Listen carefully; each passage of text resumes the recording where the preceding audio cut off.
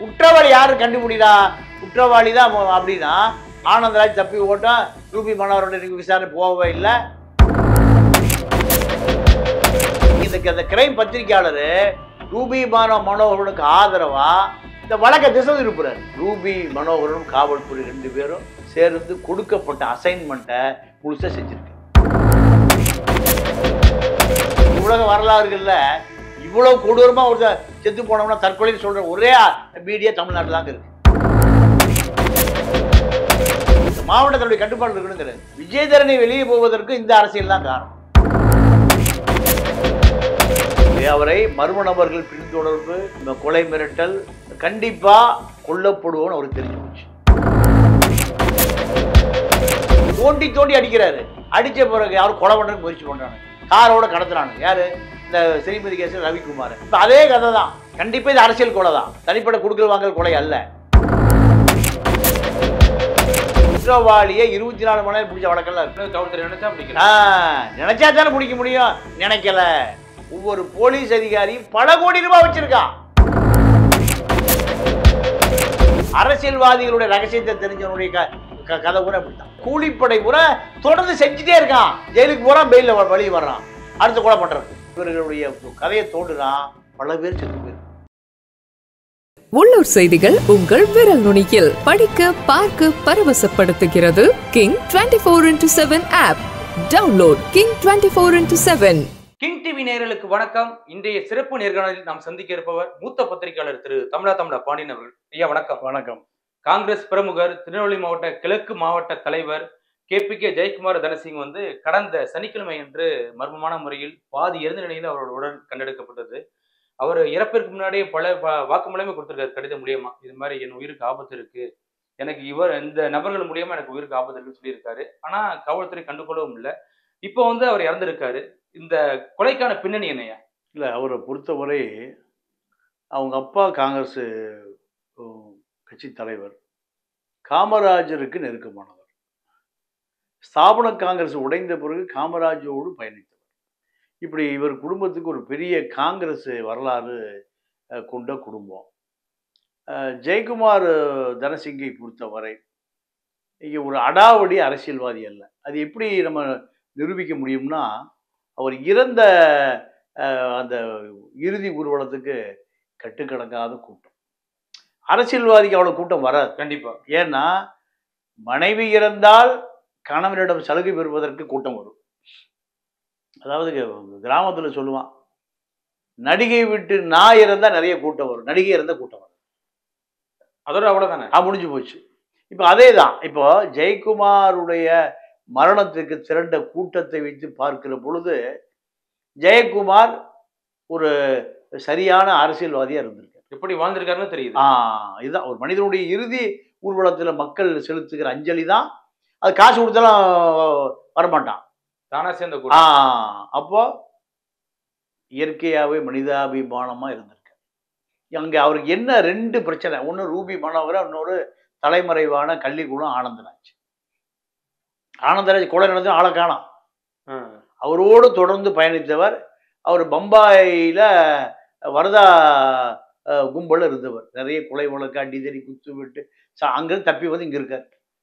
அங்க போவார், இங்க வருவார். இதுதான் இவருடைய தொழில்.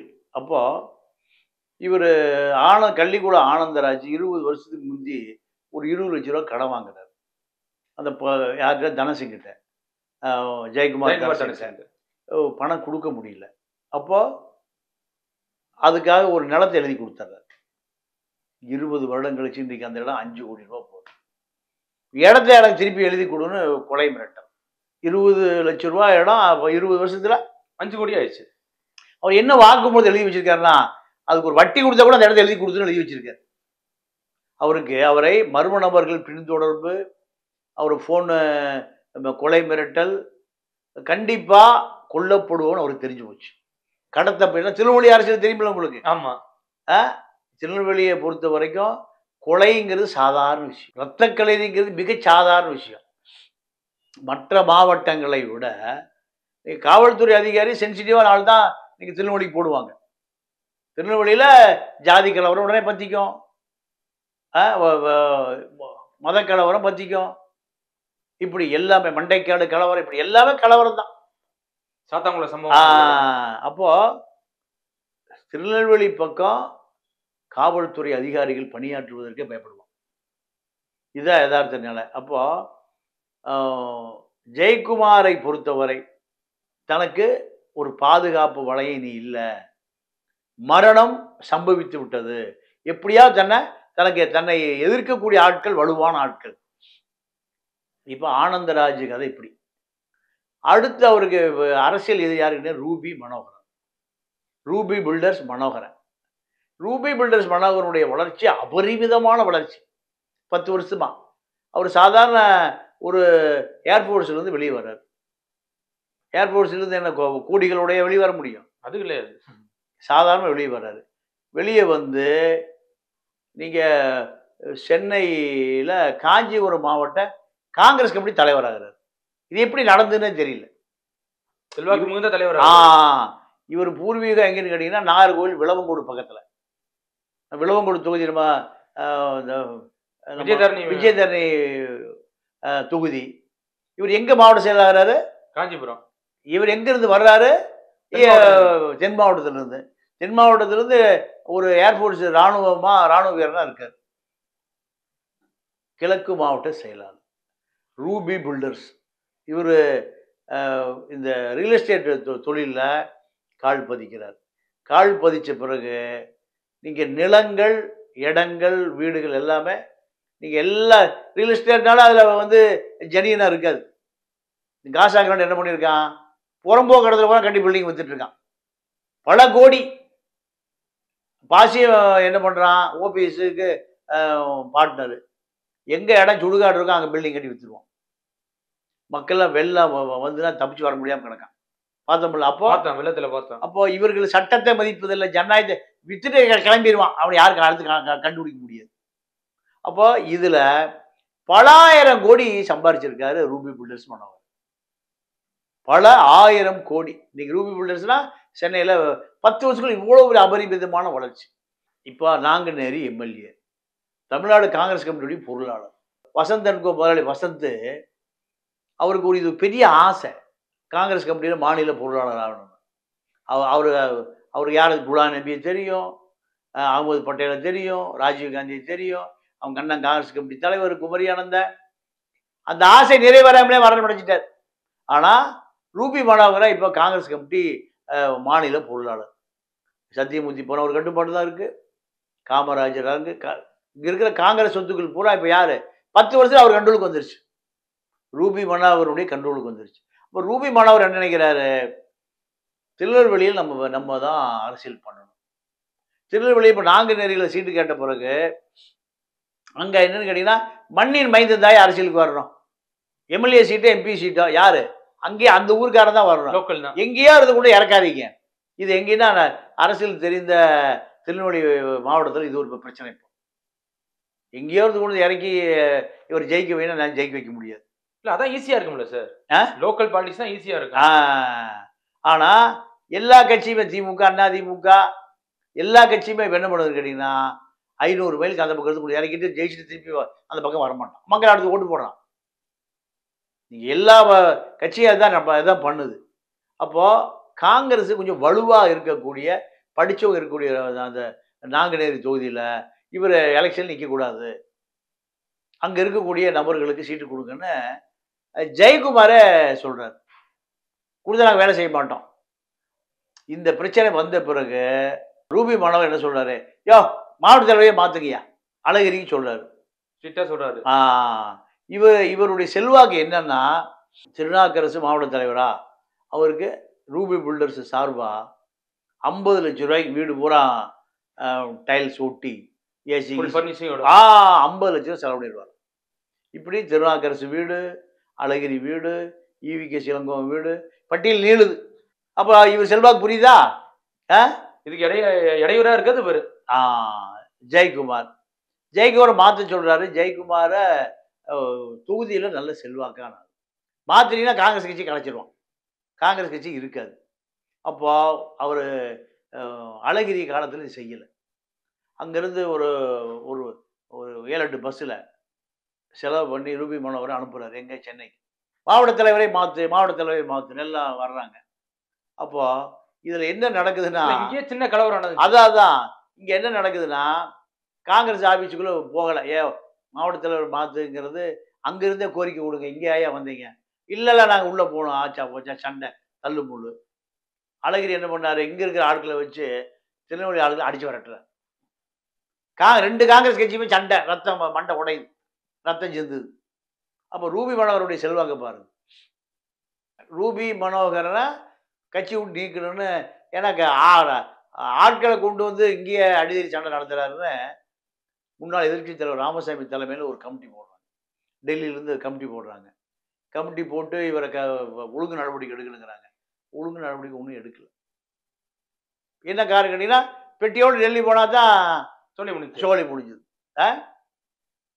இதுதான் காங்கிரஸ் திமுக அண்ணா திமுக எல்லா கட்சியும் தான். அதோட இந்த பிரச்சனை. இதுக்கு நடுவில் இப்போ தேர்தல் வந்துருச்சு.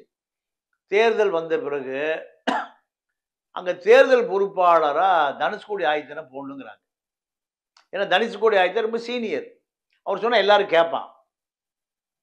அவர் மந்திரியாக இருந்தவர், மூப்பனார் காலத்தில் இருந்திருக்காரு, பல அரசியல் தேர்தலை பார்த்தவர். ஆனால் ரூபி மனோகரோட இன்ஃப்ளூயன்ஸில் தங்கபாலை கொண்டு போடுறாங்க. அவர் நாடாரு மல்ல, அவர் பிள்ளைமார். யார்? தங்கபாலு. நாடார பிள்ளைமார் சொன்னால் கேட்பானா? 2வது தங்கபாலுக்கும் திருநெல்வேலிக்கு என்ன சம்பந்தம்? இதில் யார் ஏற்பாடு? ஏன்னா இவர் கை ஓங்கிடக்கூடாது. யார் கை? ஜெயக்குமார் கையும் ஓங்கிடக்கூடாது. தனுஷ்கோடி போட தனுஷ்கோடி கையும் ஓங்கிடு. அந்த மாவட்டத்தினுடைய கட்டுப்பாடு இருக்கணுங்கிறாரு. திருநெல்வேலி மாவட்டம் தன்னுடைய இவர் திருநெல்வேலி மாவட்டமே கிடையாது. இவர் எங்கே? கன்னியாகுமரி மாவட்டம், விளவங்கோடு ஏரியா. அப்போ திருநெல்வேலி கன்னியாகுமரி 2 என் கண்ட்ரோல் இருக்கணும்யா காங்கிரஸ். நான் சொன்னவன் தான் மாவட்ட தலைவர். நீங்கள் விஜய் தண்ணியில் சொல்லாக்குள்ள பிஜேபிக்கு போகிற இதெல்லாம் ஒரு காரணம். ஆமாம், இதெல்லாம் ஒரு காரணம்.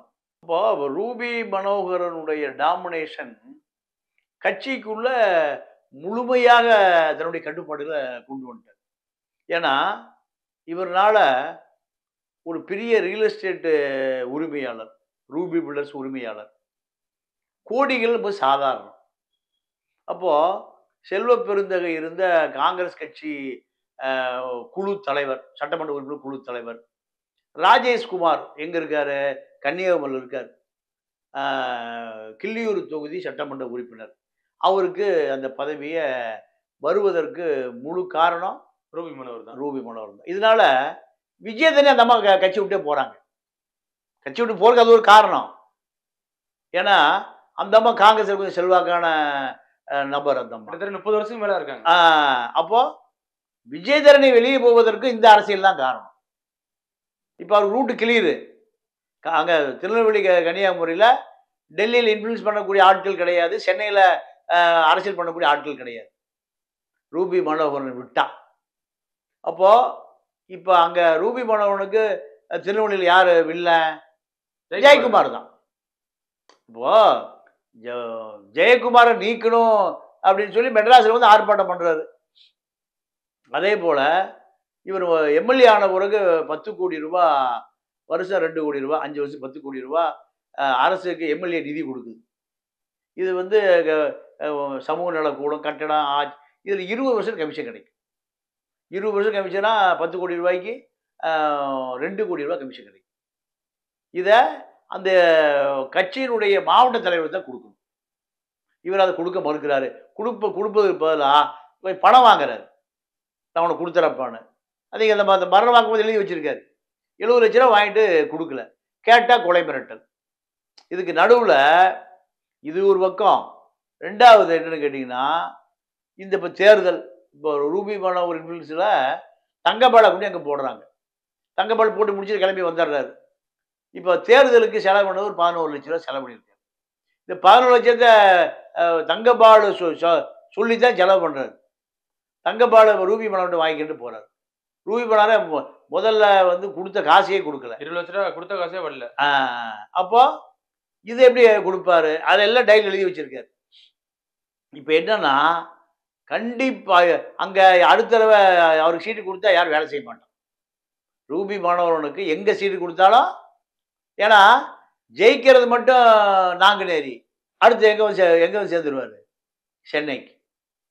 அவரை பார்க்கவே முடியாது. Builder, real estate owner. அப்போ அங்க இருக்கிற ஆள் என்ன நினைக்கிறான்? இவரை இனிமேல் இங்க வேட்பாளரை போடாது. இதுக்கு தலைமை தாங்கிறது யாரு? ஜெயக்குமார். அப்போ ஜெயக்குமார் தான் இனிமேல் நம்மள அரசியல்ல தாக்கு பிடிக்க முடியாது. அப்ப என்ன நடக்குதுன்னா, கள்ளிக்குளம் ஆனந்தராஜ் 5 கோடி வரணும், அவர் நிற்கிறார் ஒரு பக்கம். இவர் அரசியலுக்கு வந்தா, அரசியல் இருந்தா, ஜெயக்குமார் இருந்தால் தன்னை எதிர்க்கக்கூடிய மண்ணின் மைந்தர்கள் நீங்க எல்லாருமே ஜெயக்குமார் தலைமையில தன்னை எதிர்க்கிறான். அப்போ ஒண்ணு திருவள்ளி கன்னியாகுமரி அரசியல்ல ஜெயக்குமார் இருந்தா நம்ம அரசியல் பண்ண முடியாது. நம்ம இருக்க வரைக்கும் ஜெயக்குமார் தொந்தரவு பண்ணிட்டே இருப்பார். அப்ப இதுக்கு என்ன தீர்வு? இதுதான் ஜெயக்குமாருடைய மரணம் தான். ஆனா ரூபி மனோகர் வந்து எனக்கு இதுக்கு சம்பந்தம் இல்லை அப்படின்னு சொல்றாரு. நீங்க இதுல இப்ப ஆனந்தராஜ், கள்ளிக்குளம் ஆனந்தராஜ் ஏன் காணாம போறாரு? தப்பி ஓடி இருக்காரு. தப்பி ஓட வேண்டிய அவசியம்? அவர் நண்பரு. இப்போ ஒரு கிரைம் ரிப்போர்ட்டர் சொல்றாரு. என்ன சொல்றாருன்னா, சென்னைக்கு வந்தா பாலியல் பெண்களோட இருப்பாரு. இது ரிப்போர்ட்டர் வேலை இல்லை. சின்னத்திரை நடிகரோட ஜாலியா இருப்பாரு. பெரிய திரை நடிகரோட இருக்காருன்னு சொல்லி ஜெயக்குமார் யார் சொல்றா? ஒரு கிரைம் ரிப்போர்ட்டர், ஒரு பத்திரிகையாளர் சொல்றாரு. இதை இல்லைங்க, இது உண்மையை தற்கொலை தாங்க. கையில காலில் கயிறை கட்டிக்கிட்டு பெட்ரோல் ஊற்றி அவரே செத்து போயிருக்காரு. அவரே எப்படி கொளுத்திக்குவாரு? அதான் இந்த கிரைம் பத்திரிகையாளர் ரூபி மனோகரனுக்கு ஆதரவா இந்த வழக்கை திசை திருப்புறாரு. நீங்க ஸ்ரீமதி கேஸ் என்னாச்சு? தற்கொலை இப்ப சவுக்கு எங்க இருக்காரு? இப்ப கோயம்புத்தூர் ஜெயிலில் இருக்காரு. இதே வேலையை இந்த கிரைம் ரிப்போர்ட்டர் ஒரு வருஷம் ஆளா காண திடீர்னு கிளம்பி வந்துட்டாரு. கிளம்பி வந்து என்ன சொல்றாரு? தற்கொலை அடிக்க சொல்றாருங்க. தற்கொலைக்கான காரணத்தை பூரா அடுக்கிறாரு. அப்ப இந்த வழக்கு எப்படி போகும்? அப்ப நான் என்ன நினைக்கிறேன், காவல்துறை ரூபி மனோகரனும் இந்த வழக்கை திசை திருப்புவதற்காக இந்த பத்திரிகையாளரை பயன்படுத்துறாங்க. சவுக்கு அப்படித்தான் பயன்படுத்துறாங்க. ரவிக்குமார் என்ன பண்ணாரு ஸ்ரீமதி கேஸ்ல? தற்கொலை. ரவிக்குமார் கடல்ல இருக்காரு, இவரு கவலைப்பட்டார சவுக்கு. பாத்தீங்கல்ல? ஆமா. நக்கீரன் பிரகாஷ் மட்டும்தான் இந்த செய்தியை தோண்டி அடிக்கிறாரு. அடிச்ச பிறகு அவர் கொலை பண்றதுக்கு முயற்சி பண்றானு, காரோட கடத்துறானு. யாரு? இந்த ஸ்ரீமதி கேஸ்ல ரவிக்குமார். இப்ப அதே கதை தான். இந்த ஜெயக்குமாரை பொறுத்தவரை, ஜெயக்குமார் ஒரு மாவட்ட தலைவரை தாண்டி நிறைய கல்யாணம், கச்சேரி, உதவி நிறைய செய்யறாரு. நல்ல ஒரு அரசியல் பண்பாடாரா இருக்கு. ஏன்னா அவர் இறந்து போன கூட்டம் வந்து பாத்தீங்க, அளவு கடந்த கூட்டம். இப்போ ஆர்ப்பாட்ட, நீதி வேண்டும், நியாயம் வேண்டும், ஆர்ப்பாட்டம் நடக்குது தொகுதி பூரா. தற்கொலை பண்றவரு சாதாரண மருந்தை குடிச்சாலே செத்து போயிடுவான். கைய கால இவ்வளவு உலக வரலாறுகள்ல இவ்வளவு கொடூரமா ஒரு செத்து போனோம்னா தற்கொலைன்னு சொல்ற ஒரே மீடியா தமிழ்நாட்டில் தாங்க இருக்கு, குலகாரனுக்கு ஆதரவா. ஏன்னா இத்தனைக்கும் வாக்குமூல கடிதம் இருந்து கூட அவர் குடும்பத்தோட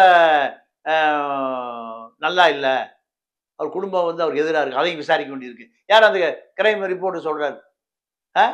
குற்றவாளி யாரு கண்டுபிடிடா, குற்றவாளி தான் அப்படின்னா ஆனந்தராஜ் தப்பி ஓட்டம், ரூபி மனோகரோட விசாரணை போகவே இல்லை. ஒரு பக்கம் கேவி தங்கபாலி பேர் அடிபடுது. அப்போ இந்த வழக்கை வந்து திசை திருப்புவதற்கான அத்தனை வேலை நடக்குது.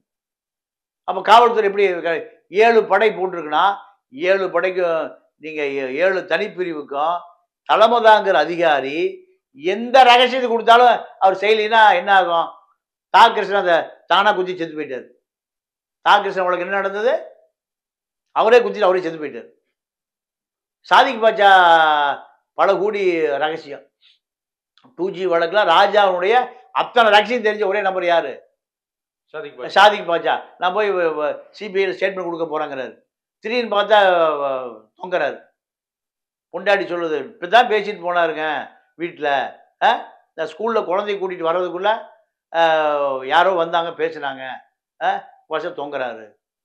அப்போ அண்ணா நகர் ரமேஷ் பல ரகசியங்களை தெரிந்தவர். குழந்தை குட்டி பிஞ்சு குழந்தையெல்லாம் நஞ்சை கொடுத்து படுக்க வச்சுட்டானுங்க. பொண்டாட்டி, புருஷன், 2 மகள்கள் எல்லாம் நிறைய ரகசியம் தெரியும். ஆக அரசியல்வாதிகளுடைய ரகசியத்தை தெரிஞ்சவனுடைய கதை கூட அப்படித்தான். இல்ல இருந்தாலும் முன்னாடியே சொல்லியிருக்காரு, எனக்கு இவ்வளவு கொலை மிரட்டல் வருது, என் உயிருக்கு ஆபத்து அப்படின்னு சொல்லியிருக்காரு. இப்ப காவல்துறை இதுக்கு உடந்தையா இருக்குமா? இல்ல, காவல்துறையை பொறுத்த வரைக்கும் காவல்துறை எப்பவுமே அரசியல்வாதிகளுடைய ஏவல் துறை தான். எவன் வெயிட்டா இருக்கானோ, யார் வசதியா இருக்கானோ, ரெண்டாவது 24 மணி நேரம் காவல்துறை ஒருத்தர் ஃபாலோ பண்ண முடியாது. அப்ப ஸ்டேஷன்ல கூட்டி எழுதி வாங்கிட்டு அனுப்பிச்சு விட்டுருவாங்க, அவ்வளவுதான். இவருக்கு கண்டிப்பா தன்னை கொலை செய்து விடுவாரு முழுசா தெரிஞ்சிருக்கு. ஏன்னா யார் யார் கொடுக்கணும், வாங்கணும் எல்லாம் எழுதி வைக்கிறாரு. அப்போ இல்ல இருந்தாலும் சார், இப்ப எங்க அப்பாவை காணாம சொல்லி கம்ப்ளைண்ட் கொடுத்து 2 நாள் கழிச்சு தான் இவர் இறக்குறாரு.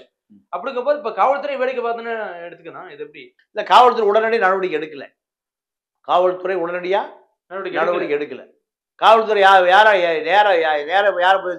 ஆனந்தராஜன் தூக்கி இருக்கணும். இல்ல ரூபி அரசியல் எதிரிகள் 2 பேர் தானே. கண்டிப்பா வாக்குமூலம் இருக்கு. காவல்துறை முழுசா செஞ்சா பல குற்றவாளிகளை சிறையில் அடைக்கலாம். பொருளாதாரத்துல வசதியான குற்றவாளி தப்பிச்சுக்கிறான், அதிகாரத்தில் இருக்கிற குற்றவாளி தப்பிச்சுக்கிறான், அரசியல் பின்னணியில் இருக்கிற குற்றவாளி தப்பிச்சுக்கிறான். இன்னொரு பார்த்தீங்கன்னா கூலிப்படை பூரா தொடர்ந்து செஞ்சுட்டே இருக்கான், ஜெயிலுக்கு போறான், பெயில வெளியே வர்றான், அடுத்த கொலை பண்றதுக்கு 10 கொலை 15 கேஸ். பில்டிங் இருக்கிற குற்றவாளி இருக்கானா இல்லையா? கண்டிப்பா. அவனை எதுக்கு பெயில விடுறீங்க? நீதிமன்றம் எல்லா ஆவணங்களையும் சாட்சிகளையும் தயார் பண்ணி கொண்டு கொடுக்க முடியாது. செய்ய வேண்டியது எது? காவல்துறை. காவல்துறையை நீங்க முழுமையா மேலதிகாரி வேலை வாங்கினா எந்த குற்றவாளியும் தப்பிக்க முடியாது. காவல்துறை மேலதிகாரியை யார் வேலைக்கு இருந்தாலும் காவல்துறைக்கு அரசியல் அழுத்தம்னு ஒண்ணு இருக்குல்ல. இல்ல, அரசியல் அழுத்தம் தான் எல்லா வழக்கும் தப்பிக்கிறதே. ஒரு குற்றவாளி போலீஸை முடிச்சுட்டு போயிட்டு வட்டச்சாலையில் போன் அடிப்பான், மண்டாச்சாலையில் போன் அடிப்பான், வட்டம் அடிக்கும், மாவட்டம் அடிக்கும். அவன் இன்ஸ்பெக்டர் எப்படி வேலை பார்ப்பான்? ஒரு அரசியல் பின்னணி உள்ள ஒரு கஞ்சா விற்கிறவனையும் சாராயம் விற்கிறவனையும் விசாரணை பண்ணவனே பிடிச்சிட்டு போனீங்கன்னா அவன் நேரம் எங்கே போவான்? அவன் பொண்டாட்டி ஒரு 10,000 எடுத்து நேராக வட்டச்சாலை எடுத்து தான் போகணும். சார் நம்மளால கொஞ்சம் பார்த்து விடுங்க, பேசிக்கலாம், நான் சாயங்காலம் கொண்டு வந்து பார்க்குறேன். முடிஞ்சுதா? ஒரு ஃபோன்லேயே முடிஞ்சது. ஒரு ஃபோனில் முடிஞ்சுது. ஏமா ஒன்றும் இன்ஸ்பெக்டர் பேசணுமா? அதெல்லாம் முடியாது. நீ இதுக்கு ஒரு 50,000 எடுத்துகிட்டு வா. ஒரு கேஸ் போட்டு உள்ளதால நீ வெளியே வரக்கு 1 வருஷம் ஆகும், கோர்ட்டு செலவாகும், வக்கீலுக்கு கொடுக்கணும், இங்கே எடுத்துகிட்டு வா. வட்டச் செயலாளர் தான் இன்ஸ்பெக்டருக்கா உத்தரவு. சார் ஒரு 25 வாங்கிட்டேன், பார்த்து அனுப்பிச்சிருங்க, எழுதி வாங்கிட்டு அனுப்பிச்சிருங்க. நைட்டு 9 மணிக்கு மேலே பங்கு பிரிக்கப்படும். ஒவ்வொரு போலீஸ் அதிகாரியும் பல கோடி ரூபாய் வச்சிருக்கான். எப்படி சாத்தியம்? எத்தனை உண்மைகளை இதுக்கு பாதி மீடியாக்கள் ஆளு, பாதி பேர் புரோக்கர்.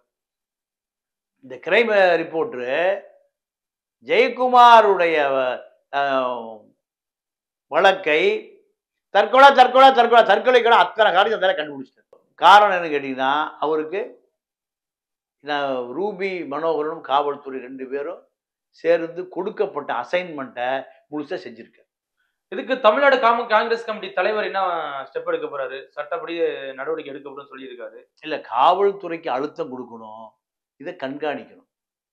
இதுங்க யாரா இருந்தாலும், ரூபி மனோகரா இருந்தாலும், ஆனந்தராஜ் யாராக இருந்தாலும் அதுல தேக்கம் வந்ததுன்னா வழக்கு நிறுத்து போய் கண்டிப்பாக நீங்க இந்த வழக்கு முழுமையா குற்றவாளி யாரும் கண்டுபிடிச்சா கூட குற்றவாளி தப்பி வைக்கப்படுவான், இதெல்லாம் போலி குற்றவாளி கைது செய்யப்படுவான். இதுதான் கண்கூட தெரியுது இல்லையா? இப்ப இவர் தான் இந்த குற்றம் பண்ணியிருக்காரு, குற்றத்துக்கான பின்னணி இவர் தான். ஆனந்தராஜ் ஏன் தப்பிச்சு ஓடுறாரு?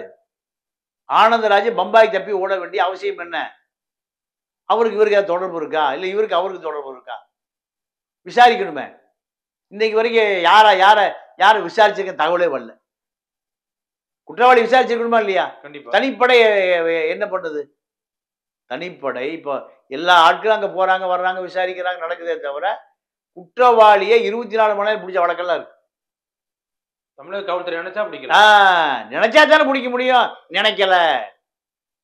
தாகிருஷ்ணன் கேஸ் அதுதான், சாதிக் பாட்சா கேஸ் அதுதான், அண்ணாநகர் ரமேஷ் கேஸ் அதுதான், ராமஜெய கேஸ் அதுதான்.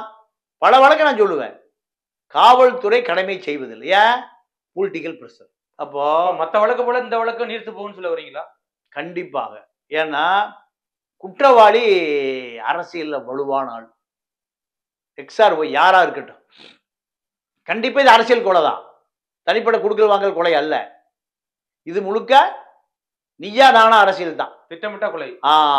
இந்த மாவட்டத்தில் நீ அரசியல் பண்ணணும், நான் அரசியல் பண்ணணும்.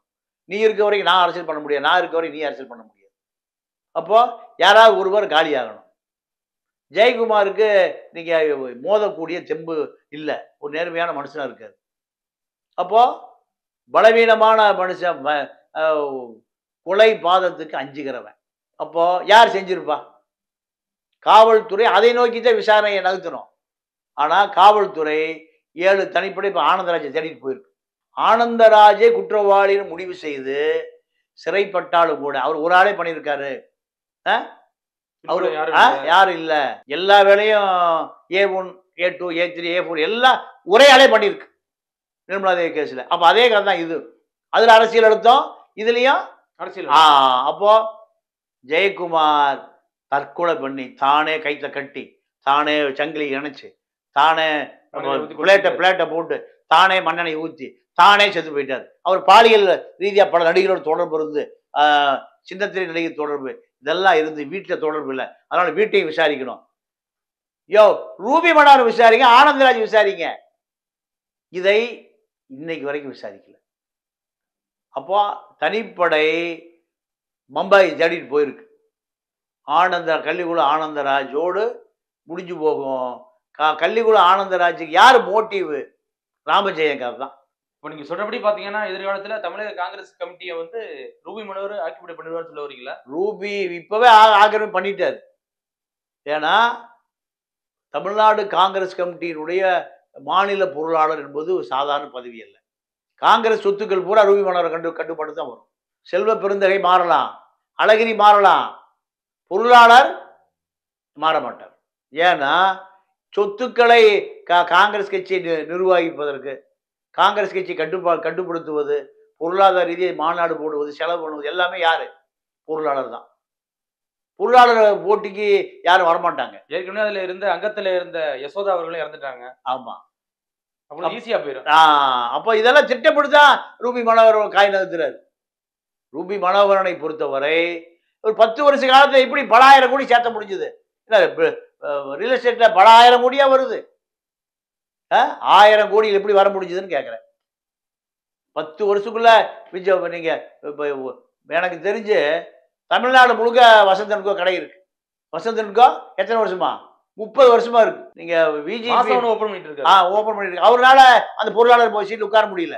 ரூபி மனோகரன் வந்து 10 வருஷத்துல பெரிய தொழிலதிபரால அரசியலுக்கு வரல. ஒரு எக்ஸ் சர்வீஸ் மேன் என்ன ரிட்டர்ன் எவ்வளவு கொடுப்பான்? பென்ஷன் தான் வரும், அவ்வளவுதான்.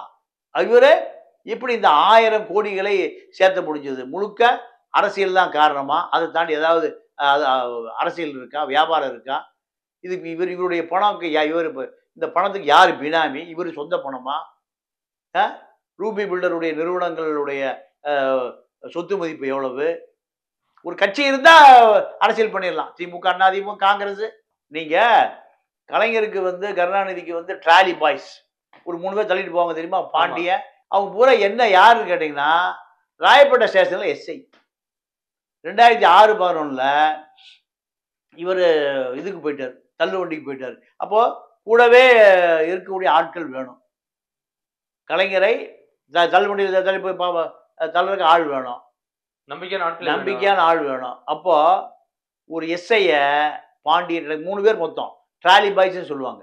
இந்த 3 பேரை பார்த்தா ஐஜி சல்ட் அடிப்பார். என்ன காரணம்? ஏதாவது ரெக்கமெண்டேஷன் சிஎம்மோட இருக்காரு 24 மணி நேரம். ஐயா யாரோட இருக்காரு? ஐஜி சிஎம்மோட இருக்க முடியுமா? டிஐஜி இருக்க முடியுமா? ஜேசி இருக்க முடியுமா? டிசி இருக்க முடியுமா? யார் இருக்கா? இந்த எஸ்ஐ, அப்புறம் இன்ஸ்பெக்டர் ஆறாரு, அப்புறம் டிஎஸ்பி ஆறாரு. டக்குன்னு பதவி உயர் வருது. ஐஜி செல்ட் அடிக்கிறாரா? யாருக்கு? ட்ராலி பாய்ஸுக்கு. சாதாரண எஸ்ஐ எங்க நீங்க ராஜாதி அம்மா வீட்டுல செடிக்கு தண்ணி ஊற்றிட்டு இருந்த ஆளுங்க எங்க? ஐயாவை வந்து வண்டியில தள்ளிட்டு போனோம். ஐயா ஓய்வு எடுக்கும்போது மீதி என்ன பண்ணணும்? ரோஜா செடிக்கு தண்ணி ஊத்துறோம். ரோஜா செடி, மல்லிகைப்பூ செடிக்கு தண்ணி ஊத்துறோம். இதுதான் வேலை. இவங்களை பார்த்து யாரு செல்ட் அடிக்கிறா? அப்போ இதுதான் அதிகாரம். இதுதான் ரூபி மனோகருடைய அதிகாரம். இதுதான். ஏன்னா டெல்லியில நல்ல சோர்ஸை பிடிச்சி வச்சுக்கிட்டார். டெல்லியில ஏன்னா அவருடைய ஆதரவாளர் நீங்க ராஜேஷ்குமார் செல்வ பெருந்தகை மாநில தலைவர் ஆன பிறகு சட்டமன்ற கட்சி தலைவராக யாரு? இவருடைய நண்பர், இவர் நாங்குநேரி, அவர் வள்ளியூர். கிள்ளியூர் இல்ல வள்ளியூர் தான், கிள்ளியூர் இல்ல வள்ளியூர் தான். வள்ளியூர் எம்எல்ஏ ராஜேஷ்குமார் சட்டமன்ற எதிர்கட்சி தலைவர். எப்படி? அப்போ கூடிய விரைவில் ரூபி மனோகரன் நாடாளுமன்ற உறுப்பினர், மத்திய அமைச்சர், காங்கிரஸ் கமிட்டி தலைவர், 10 வருஷத்துல இவ்வளவு பெரிய இடத்துக்கு வந்தவர் கூடிய விரைவில் இன்னொரு 10 வருஷத்துல இதுதான் அரசியல். என்ன காரணம்? அப்போ இந்த வழக்கு விசாரணைக்கு கூட ரூபி மனோகரன் போகாது. கள்ளிக்குளம் ஆனந்தராஜோடு வழக்கு முடித்து வைக்கப்படும். வழக்கிலிருந்து விடுதலை செய்வது யாருடைய வேலை? ரூபி மனோகருடைய வேலை. இப்படி முடிஞ்சு, ஏன்னா பல விஷயம் அப்படித்தான் நடக்குது. அப்ப நீ பண்ண, நான் கோர்ட்டை செலவு பார்த்துக்கிறேன். ஏன்னா குற்றவாளி பூரா ஜெயிலிருந்து வெளியே வர்றான், பெயில் எடுக்கிறது, ஒரு சம்பவத்தை செய்யறது, திருப்பி பெயிலில் உள்ள போயிடுறது. இது ஒரு தொழிலா போய் ரியல் எஸ்டேட் தொழிலில் இவர்களுடைய கதையை தோன்றுறான். பல பேர் செத்து போயிருப்பான். வாரிசு இல்லாத வயதான பல பேர் செத்து போயிருக்காங்க. காவல்துறை தாங்க அவ்வளவுக்கும் காரணம். காவல்துறை முழுமையான குற்றவாளிகளை கொண்டு போய் எங்க நிறுத்துறது இல்லை, நீதிமன்றத்தில் நிறுத்துறது கிடையாது, போதுமான ஆதாரங்களை கொடுக்கறது இல்ல. அப்போ நீங்க எந்த போலீஸ் அதிகாரி வேலை பேசலாங்க, எந்த போலீஸ் அதிகாரியும் வேலை பேசலாம். சாத்தான்குளத்தில் என்ன நடந்தது? பென்னிஸ் ஜெயராஜ் 2 பேரும் அடிச்சே கொள்ளலையா? அவன் என்னையா குற்றம் பண்ண? அவன் பாகிஸ்தான் தீவிரவாதியா? அவன் என்ன ஆப்கானிஸ்தான் தான் வந்தான்? செல்போன் கேட்கறான், கொடுக்கல. வேற என்னையா? அடிச்சே கொள்ளலை. எப்படி குடும்ப உலகத்துல நடந்துதான்? கொரோனா காலம் 9 மணி கடையை பூட்டாது மாபெரும் குற்றமா? எத்தனை போலீஸ்? 10 போலீஸ் அடிக்கிறான் ராத்திரி பகல, அப்பனை மகனும். எவ்வளவு கொடுமை பாருங்க. எடப்பாடி நான் பார்க்கலைங்கிறாரு, எனக்கே தெரியலைங்கிறாரு. அந்த ஒட்டுமொத்த போலீஸ் ஸ்டேஷன் அத்தனை பேரையுமே, அதாவது பதவி நீக்கம் இல்லை, பணி நீக்கம் இல்லை, அத்தனை பேரையுமே டெர்மினேட் பண்ணி அத்தனை பேரும் தூக்கு கொடுத்துருக்கோம். ஆனா ஒண்ணும் நடக்கல. அப்ப இதே கதை தான் ஜெயக்குமாருடைய வழக்கினுடைய பின்னணி. கண்டிப்பா ஐயா. இவ்வளவு நேரம் உங்க நேரத்தை ஒதுக்கி மிக்க நன்றியா. நன்றி, வணக்கம். உள்ளூர் செய்திகள் உங்கள் விரல் நுனியில். 200 கோடி பார்வையாளர்களை கடந்து கிங் 24x7 ஊடகம் செய்தி, பொழுதுபோக்கு, உடல் நலம், தன்னம்பிக்கை, வேலை வாய்ப்பு, சினிமா செய்திகளை படிக்கவும், பார்க்கவும், பரவசப்படுத்தவும் ஒருங்கிணைந்த செயலியை அறிமுகப்படுத்துகிறது. Download King 24x7.